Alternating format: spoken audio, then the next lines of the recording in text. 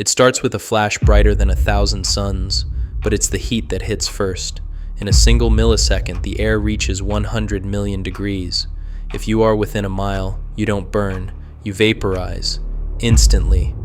Before the ash even forms, a supersonic shockwave shatters the landscape, triggering a localized earthquake and a deafening boom so powerful the pressure wave will literally travel around the globe.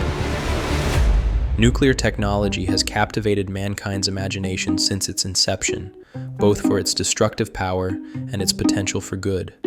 President Dwight D. Eisenhower's 1953 speech encouraged using atomic energy to lift nations out of poverty and create a new modern world.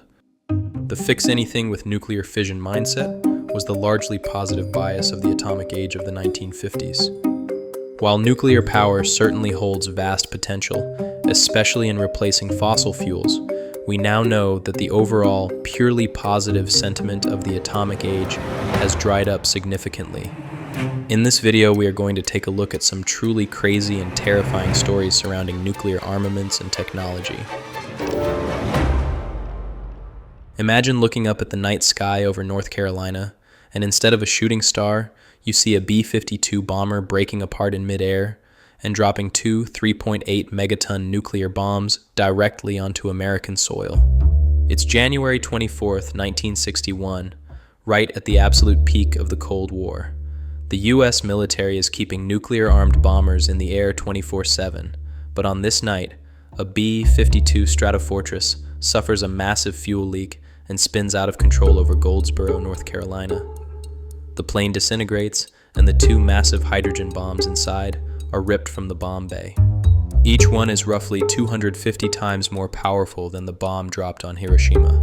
Bomb number 1 goes through its automatic firing sequence. Its parachute deploys, it floats down, and lands peacefully, dangling from a tree, and by some miracle, one of the final safety mechanisms held firm, preventing a catastrophic nuclear detonation. Bomb number 2 didn't deploy its parachute. It hit a muddy farmer's field in freefall, traveling at hundreds of miles an hour. It didn't explode, but it completely shattered. The military rushes in, it's freezing cold. They dig into the mud. 6 days later, they recover key components, including the bomb's primary stage, the part that triggers the explosion. But they cannot recover the bomb's secondary stage, the complex thermonuclear fusion component that gives the weapon its immense destructive power. They dig deeper. 40 feet, 50 feet, 70 feet, they hit groundwater. The mud is constantly collapsing. They pump the water out, but the freezing conditions and unstable soil make the excavation incredibly dangerous. Eventually, for practical and safety reasons, the military is forced to halt the recovery. Estimates later suggested that the remaining components had driven themselves deep into the earth, perhaps as far as 180 feet down. The fragments were deemed irrecoverably lost. So, what did the government do? They bought a permanent easement for the farmer's field, put a fence around it, and legally mandated that nobody is ever allowed to dig there. And that means to this day, buried deep beneath a quiet, muddy field in North Carolina, fragments of a thermonuclear weapon remain unrecovered, just sitting there. The US military actually has a code phrase for these kind of situations. It's called a broken arrow.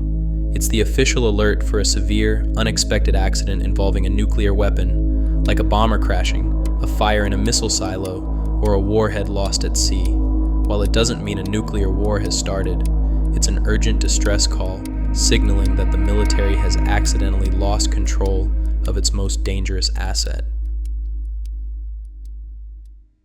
Imagine a weapon designed not just to destroy a city, but to intentionally poison a planet. In 1950, physicist Leo Szilard pitched a concept so terrifying it actually inspired the literal Doomsday Machine in the movie Dr. Strangelove. A standard nuclear bomb is devastating, but the most intense radiation from its fallout drops off relatively quickly.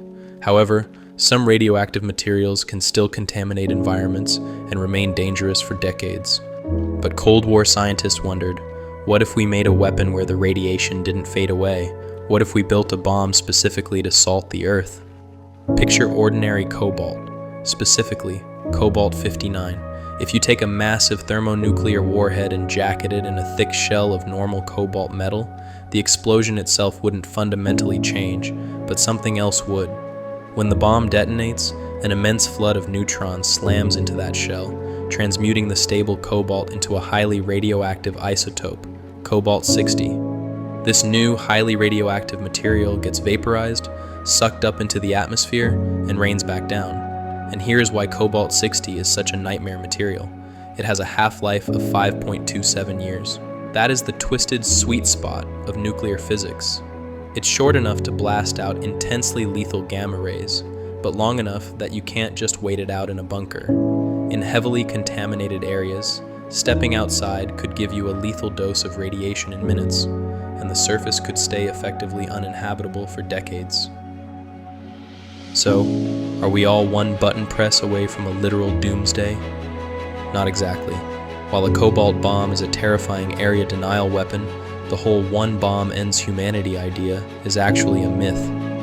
First, global weather patterns are incredibly chaotic. The radioactive fallout wouldn't blanket the Earth perfectly. Some regions would get hammered, while others would be far less affected. Second, the physics in practice are incredibly messy.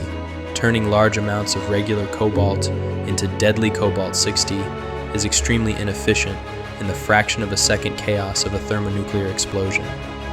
So, while the Cobalt Bomb remains one of the most diabolical, supervillain-esque concepts human beings have ever cooked up, it wouldn't quite end the world. But it would absolutely ruin your century.